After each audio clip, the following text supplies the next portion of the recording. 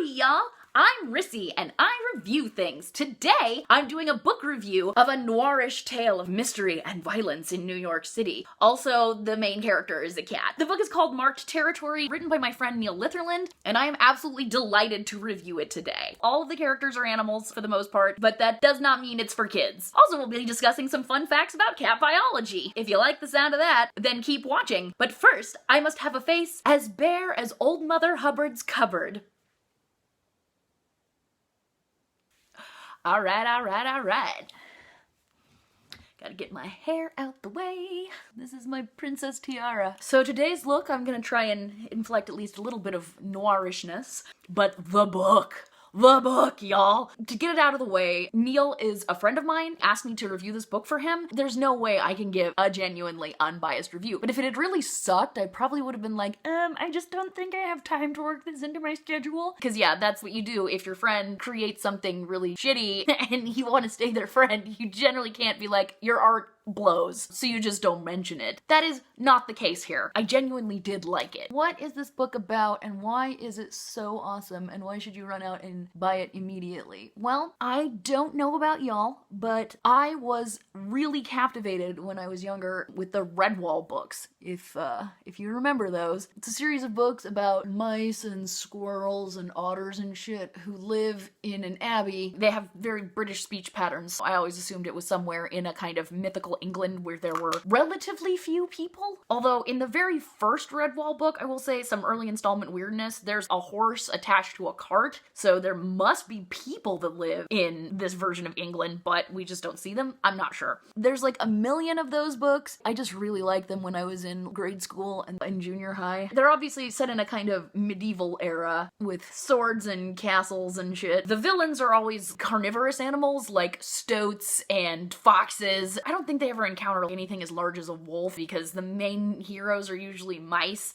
And, I mean, it's already pretty fucking absurd, the idea of a mouse killing a giant evil rat, but mouse versus wolf, I don't know how the fuck that would work. But I mean, it's also fantasy. When I read this book, I also checked out other reviews of it online, and everybody pointed out that it's like animal noir, that it's very much a private detective solving a case, there's dames, and there's all kinds of trouble in the big bad city. But nobody else seems to have made the connection to Redwall, which is immediately where my mind went, because we've got all these different types of animals interacting with each other, usually acting together for mutual protection and things like that. They have little societies. Also, they are able to get along because it's New York City, and New York City is full of overflowing trash bins full of delicious human food, and so it seems like the animals in this society generally don't eat each other. They don't have to. Either they're pets, they're indoors and are fed regularly, or if they're out on the streets, then it's probably a lot easier to get a meal from a trash can than it is to have to go chasing another animal all over the place and risking injury or even death. That was never just outright stated, but it's pretty obvious, like, the more of the book you read. I'm so enthusiastic about this, I'm kind of getting ahead of myself. So what is this book about? Well, it is a very noir style whodunit. Not exactly a murder mystery per se, but there are aspects of mystery solving to it. The main character is Leo, who is a very large gray alley cat with a bottle brush tail. I kind of imagine him as looking a little bit like this, only maybe larger, because he's one of those giant alley cats, those big toms that you see that were never snipped. He lives in an alleyway out back of an Italian deli. He gets regular feedings there because of course he helps keep the vermin down. Vermin being raccoon mafia types. Yes, the kind of analog for the mafia here is raccoons, specifically the Longtail family. They generally operate like your typical mafia, running protection rackets and that kind of thing. The action kicks off when Leo is approached by an adorable church mouse, like an actual female mouse from a church. Her name is Charity, and she's got a bunch of babies and she can't leave her home. A little bit Rats of Nim too, sneaking in there. A pack of nasty ass dogs has showed up at the church and demanded that all the animals who live there leave. It's important to note that another Redwall connection here, a big old ruined church called St. Bart's. It's in a part of town that's basically empty. There's very little there, and the church has been ruined for a long time. So the part of the mystery is, why is this pack of dogs just so freaking desperate to get their hands on this particular patch of turf? There's nothing to recommend it. The church doesn't have an easy source of water or food. It's basically just shelter, and it's not even the best shelter at the beginning of the story, operating kind of like a flop house. Like if you're an animal and there's absolutely no other place for you to go, you can at least crash there in relative safety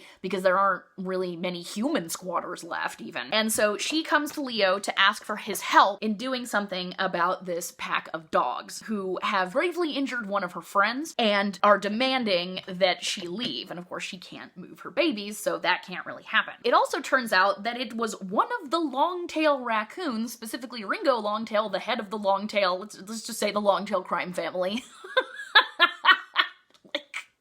Anytime the book started to get a little bit slow, all I had to do was think about what was actually happening and I would immediately just become happy with it. So Ringo Longtail apparently put Charity onto Leo, which is funny because Leo killed one of Ringo's cousins when he was a young idiot who was trying to flex his muscle, and as it turns out, it was probably like the Fredo of this particular crime family because he's completely fucking useless. And Leo is a fucking killing machine, okay? That's, I guess, the one biggest difference between this book and the Redwall books is, well, the Redwall books have violence. It's not quite as gratuitous, I'll say that. So like, if you really can't handle fights between animals, maybe skip this. There's some extremely gratuitous violence, although for me, I was like, yes, a gratuitously violent version of my favorite childhood books. Oh yeah! I'm gonna try not to include spoilers here as much as possible. Unlike the Warhammer books that I've been reviewing, this one hasn't been out for 15 years, and also I've been reviewing books set in the Horus Heresy, which is 10,000 years before the events of Warhammer 40k, so it's one of those like, well, we all know where this is going, right? But that's not really true of this book. Leo, he's very big, very tough talking, but he also is definitely like the hard-boiled PI with the heart of gold, because he does go out of his way constantly to help other animals, taking on a job for a penniless church mouse. But he also helps other animals that don't have enough to eat, especially in the wintertime. In addition to his regular feeding of scraps from the deli, there's also the dumpsters right there. That's another way these books are exactly like the Redwall books. Constant discussion of food. Now, it's pretty much all food out of dumpsters, but I find it endlessly fascinating. In the Redwall books, there's a lot of just descriptions of what the characters are eating. Meat is generally not a thing that good characters in Redwall books eat, because again, the villains are pretty much all carnivores with the exception of fish. Fish don't have any kind of theory of mind or a society or anything like that, so I guess it's okay to kill and eat them. Otters in those books eat shrimp. Every animal culture has its own particular food dishes and things like that. That's very much present in this book. The animals are always having to stop and eat, arrange bribes of food when they want to get information from other people, and this happens a lot. And the thing is, I didn't mind it at all because Leo is a guy who really knows what he's about. He does not go out of his way to find trouble or start it, but like your typical grizzled, hard-boiled PI, trouble goes out of its way to find him. He has a huge web of contacts. He's got some enemies. He's got frenemies. There's a giant rat called the Grey Lord who serves as an information broker, and generally the way to get other people to talk to you is to offer them food. The internal logic of this story is great. The animals never do anything that seems weirdly out of character for animals aside from like talking and passing a mirror test, I guess, since all of them are self-aware. We don't know how far down that goes. I don't think we meet any bugs or anything along those lines. I'm always curious with talking animal worlds, how far down do you have to go before you get animals that aren't sentient? Like in Redwall books, clearly it's fish are the dividing line, but what about frogs? I don't know if I ever met any frogs in the Redwall books. There's no amphibians that get brought up in this book either. Let's see, we've got foxes, squirrels, mice, rats, skunks, bunny rabbits, cats, and even dog and not quite dog hybrids, but I won't get into that. Unlike the Redwall books, there isn't really much species-based moralizing. In Redwall, you can pretty much assume that any kind of predatory animal that eats mice or anything along that, like snakes, foxes, rats, stoats, weasels, pine martens, which I think some of those are actually the same animal. It just has different coat coloration depending on what season it is. Those are all almost 100% of the time bad guys, although interestingly enough, in the second Redwall book, Mossflower, there are actually some cats who are really nice. We never see them eating though. Maybe they only eat rats. But in this story, really the only animals that are considered bad by our protagonist and by pretty much all the other animals in the story are wild animals. Everybody is afraid of them, and rightly so, right? You have this whole society of animals, urbane city dwellers, and the idea of a genuinely feral animal that can't handle itself under those conditions and goes around attacking everything, that would be spooky. That actually makes maybe more sense than in Redwall, where it's kind of fucking arbitrary as to how the animal goodness scale works. Because, like, you know, the more you know about otters, they are filthy fucking rapists. I mean, they're really cute, but oh boy, they're assholes. A lot of them are big old assholes. A lot of the auxiliary characters are just people that Leo knows that are part of his information network, or just people that live in his neighborhood. There's a lot of him walking all over the city, getting bribes of food, talking to people, spending a lot of time thinking about things, which is nice. He actually manages to put together a lot of the kind of mystery on his own. He's very smart, and I do like it that we just get a sense of the kind of neighborhood that he lives in and other neighborhoods as well, and just what it's like to be a big alley cat in New York City. There's even an awesome scene where there's a guy busking with a violin and starts playing some quote-unquote passable Bach, and so he does the thing that you see in lots of YouTube videos where he's sitting there clearly enjoying the music and a bunch of people are taking videos with their phone and whatnot, because we love the sight of an animal enjoying music. And Leo's turtle monologue is, these people act like they've never seen an alley cat with good taste before. Just stuff like that made it feel very realistic, even though it's literally a book about talking fucking animals. I liked it that none of the animals wear clothing, which would be weird. They have collars, like if they're pets, and there seems to be an acknowledgement of some animals decide that they have had enough of the tough life on the streets and end up letting a human adopt them, although they might miss some of the freedoms that they once had. It's nice to be getting regular food and probably medical care. I guess that's one thing that isn't realistic. We never hear about anybody having to deal with parasites, but that, I think, would have been just too much. There's times that call for verisimilitude and times where it's like, no, we don't need to go that far. Prose is pretty good and is very noirish. Just a lot of declarative sentences and not a lot of direct explanations of feelings, and even when there are explanations of what Leo is feeling, it's usually described as physical sensations that he's feeling, which again is very noirish, very show, don't tell. It doesn't work for every genre, but it works here. We are never told that Leo is smart. We are never told by other characters that Leo is a killing machine. We just see him doing things that support that characterization. Leo is also aware of things like gentrification happening in the city. He's pretty racially conscious for a cat. I also liked it that the animals will comment about things that humans do to them, like having them spayed and neutered. It's generally a compliment from one male animal to another to say, well, you clearly haven't been fixed.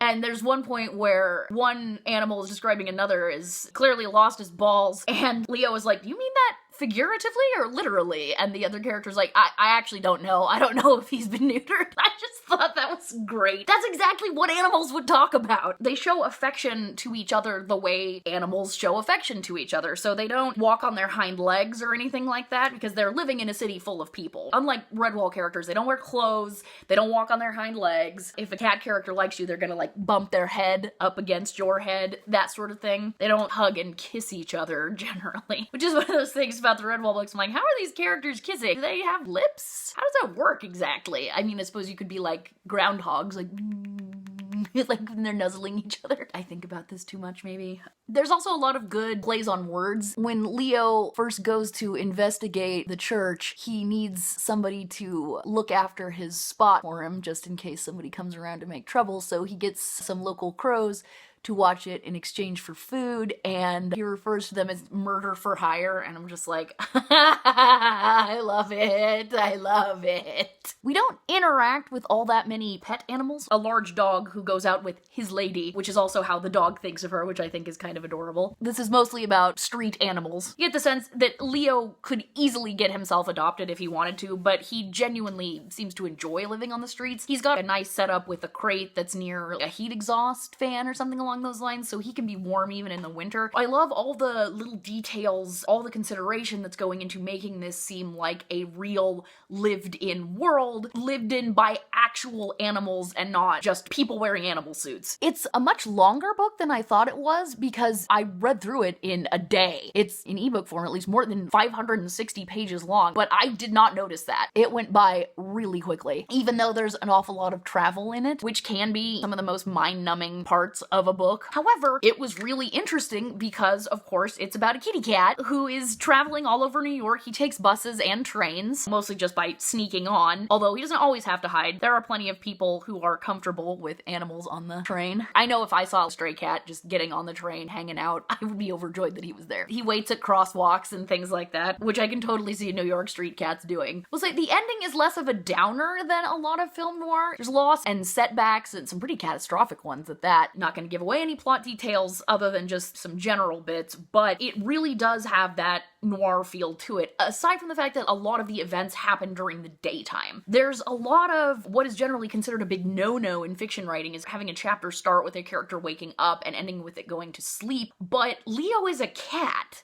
So it makes a lot more sense that we'd hear about him sleeping, because that is a thing that cats do a lot. Especially a big tough boy like Leo, he probably needs a lot of sleep to store it up for his pretty spectacular displays of energy. That is touched on a lot, actually, just how much he sleeps, how much he eats, all the different types of scraps that you can get out of the dumpster. I should also say I've always kind of been a scavenger at heart, so I find that more fascinating than perhaps I ought to. I also, as a child, was really obsessed with owl pellets. Take from that what you want. Basically, it's like this book was made for me. I do wonder about the animals and their approach to sex, because obviously in more grown-up entertainment, that's gonna come up. Now, in the Redwall books, we know that characters fall in love and get married and have babies, although that generally happens in between books. So there is some discussion of sex, and I always wondered, how does it work with sentient animals when they go into heat? Is that just not a thing that you would talk about? Is there a way that animals, even sentient animals with a theory of mind, would conceptualize that kind of thing? Is it like Vulcans with Pon farr? This being a story about a cat and a film noir, I'm going to attempt a cat eye. I am not good at doing cat eyes. I don't really have wrinkles, but my eyelids themselves are very crinkly. As a result, it's very difficult to get a decent wing. So we'll see what I can do. I am cheating. This is the Kaja Wink Stamp eyeliner thing, so it's got a left side and a right side, and it's a little wing stamp that you can put on for a more controlled cat eye. I also don't have the steadiest hand. Huh. Okay, they're baby wings, but they look almost even.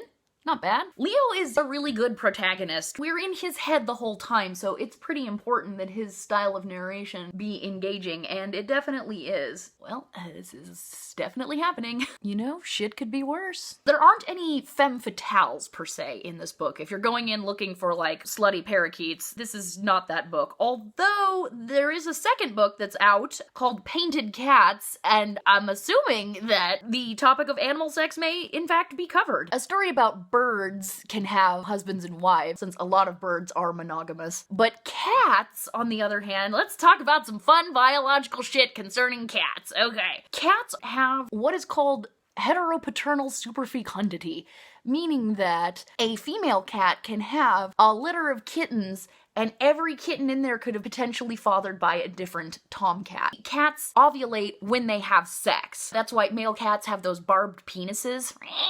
It scrapes the cat's uterine walls. This is so sexy, I know, right? And that's what causes the female to ovulate. She might not ovulate every single time she has sex while she's in heat, especially not the first time. That's how mom has one kind of coloration, and then the kittens come out as an adorable furry rainbow. That's why. I don't think I got quite the doll face look, but that's okay. The line between doll and clown is a very fine one. With mice and rats, I don't think they're remotely monogamous. Voles? Some voles are monogamous, and the degree to which they are monogamous is genetically controlled. There's some really amazing papers out there on gophers and their sexual habits. That's obviously why the father of Charity the Church Mouse's brood is nowhere in the picture. Just like a mouse man, leave a girl in the lurch. In a big city where a lot of people run in different social circles, and within those everybody knows everybody else, what is that like? Do the animals just kind of pretend that shit never happened? Is it one of those frenzied, instinctually driven orgies, and then like, we shall never speak of this again? Is it that kind of thing? I don't know how I would approach that topic in writing. I am certainly curious to see if Neil does so. God, it's so hard not to talk about spoilers, but the ending is also really enjoyable. Everything comes together really neatly. The central mystery is pretty well done, and especially in the context of the characters being animals. Like any good noir, we definitely get the sense that while Leo is important and while he's a stand-up guy and physically speaking, there's almost nothing he can't do and he's no slouch in the brains department, he is not one of the people running the show. We get the sense of these kind of vast criminal empires that influence things much more than he can. He gets used as a literal cat's paw a couple of times. Now for lips. Obviously gotta go very vampy. I may actually, in order to try and get that Cupid's bow thing going on, I may actually try underlining my lips. We'll see how this goes. I'm so hungry. I think that is like the perfect vampy shade, at least for me. All right, I believe this is the final look. Did I enjoy this book? Obviously, I loved the shit out of it. I'm biased, but if you at any point in your life enjoyed Redwall novels and kind of wished that you could read a version that's more for grown-ups, well, this is definitely the book for you. If you like film noir and hard-boiled detective stories, I think there also is a reference to the Parker books, if you've ever read those, in here. Oh yeah, I could put my fucking glasses on. I'm a regular painted cat myself, meow. I can't believe I actually have a semi-functional cat eye on with liquid eyeliner. This is a proud day. At last I have pleased my ancestors. If you are at all interested in any of the things that I've described, please go check out Neil's book. It is Marked Territory by Neil Litherland through Ring of Fire Press. I will leave links down below so you can go check it out. It made both my childhood self and my current adult self very happy. So until next time, here's looking at you, y'all.